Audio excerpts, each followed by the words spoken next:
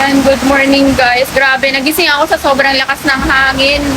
Nagulat ako, binabaha na kami. My goodness. Oh, tingnan nyo guys. Pinasok na kami ng tubig.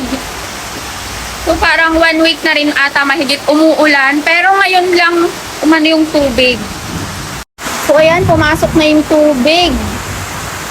May harang naman. Hindi pa naman siya lumalagpas kaso sa sobrang taas na ng tubig sa labas. Siguro sumisingit na siya dito, oh. Ayan. Grabe. Pumasok na.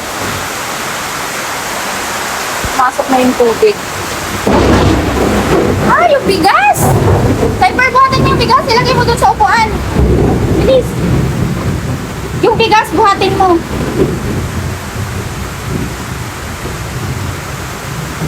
Nilagay mo na sana sa upuan. Bilis, abutin na ng tubig. Kapag ginising ko si Kuya Cypher kasi binuhat namin yung upuan namin. My goodness, pumasok na siya.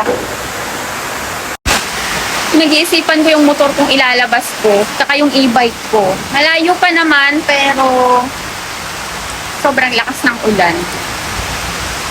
Kaya ginising ko si Kuya Cypher in case pagtatag-isahin namin, lalabas namin yung motor tsaka e-bike, ililipat namin sa biyanan ko.